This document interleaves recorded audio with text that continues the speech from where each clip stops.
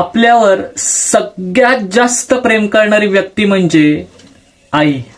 आणि जेव्हा पण एखादी वस्तू हवी असते तेव्हा आपल्याला कोण आठवतं? आई. जेव्हा ती नसते ना तेव्हा तिची उणीव भासते.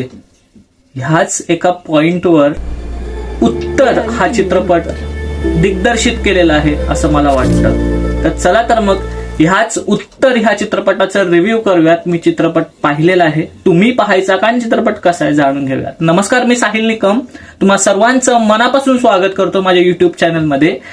तर खूप सारे मराठी चित्रपटांचे रिव्ह्यूज आणि कलेक्शन्स खूप कमी चॅनलवर दाखवतात, त्यापैकी आपलं चॅनल आहे, त्यामुळे नक्की सबस्क्राईब करा आणि जर का व्हिडिओ आवडला तर लाईक करा. तर सर्वात प्रथम त्या चित्रपटाची कथा किंवा प्लॉट जाणून घेऊयात. तर सिंपल कथा आहे, आई आणि मुलाचं नातं ह्या युगात म्हणजे जेनझी जी जनरेशन आहे त्या जनरेशनमध्ये आई आणि मुलाचं नातं कसं आहे आणि त्यालाच ब्लेंड केलेलं आहे. AI जे तंत्रज्ञान आता आलेलं आहे त्याचे आपण जसं जमाना पुढे चाललेला आहे असं वगैरे जे म्हणतो, तर त्याला एक ब्लेंड केलेलं आहे. आणि आई आणि मुलगाचं जे जेनझीवालं जे नातं आहे ना, की हाडतूड करणं, का मला सगळं माहिती आहे तुला काही माहिती नाहीये वगैरे, आणि आपल्या जमान्यात राहणं, आपल्या जगात राहणं, आजचं जे मुलांचं जे नेचर आहे त्यावरच हा चित्रपट आहे. स्टोरी खूप सिंपल आहे, त्यामुळे स्टोरी सांगण्यात काहीही अर्थ नाहीये, नंतर मजा जाईल चित्रपटाची. आता ऍक्टर्स, रेणुका शहाणे मॅम, एक अशी आई निभवायची होती जे कॅरेक्टर आहे ते, की खूप मुलगा हाडतूड करतोय तरी पण ती आई खूप गोड शब्दांनी बोलते आणि तिच्यासोबत काहीतरी होणार आहे हे सगळं असताना आई तिच्या चेहऱ्यावरची जे फिलिंग्स, त्या कॅरेक्टर्सच्या फिलिंग्स आणि जे ऍक्टिंग केली आहे ती परफेक्ट केली आहे रेणुका शहाणे यांनी. आणि अभिनय बेर्डे यांनी सुद्धा खूप छान काम केलंय. म्हणजे ते जे चिडचिडपणा आणि एक वेगळेपणा आणि एक जे जेनझीवाला जो फील यायला हवा तर तो फील एक्झॅक्ट आणलाय त्याच्या अभिनयाने अभिनय बेर्डे यांनी. तर त्याचं ही कमाल ऍक्टिंग झाली आणि त्याचं जे बॉन्डिंग दिसतंय रेणुका शहाणे आणि त्याचं जे बॉन्डिंग आहे स्क्रीनवरती ते खूप छान वाटतंय आणि परफेक्ट वाटतंय. त्यामुळे अजून चित्रपट उठून आलाय. आणि ऋता दुर्गुले जी आहे तिने सुद्धा खूप छान काम केलंय, जेवढं स्क्रीन प्रेझेन्स आहे.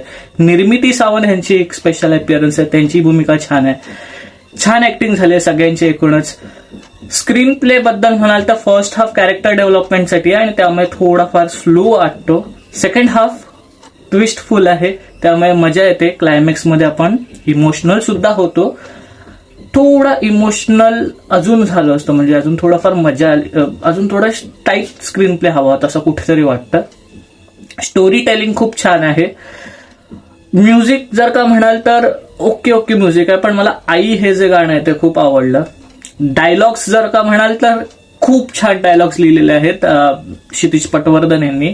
डिरेक्शन बद्दल म्हणाल तर टू द पॉइंट डिरेक्शन आहे. म्हणजे हे मला दाखवायचं तर मी ते पोहोचलं पाहिजे, जे प्रेक्षक आहेत तर ते आपल्यापर्यंत पोहोचतं आणि टू द पॉइंट असल्यामुळे ते अजून व्यवस्थित आपल्यापर्यंत पोहोचतं.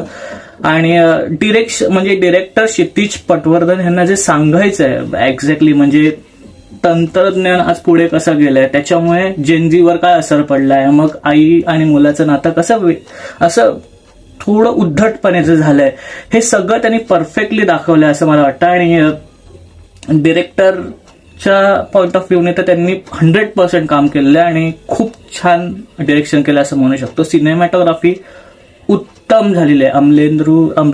अमलेंदू चौधरी यांची सिनेमॅटोग्राफी आहे, त्यांनी खूप छान काम केलेलं आहे.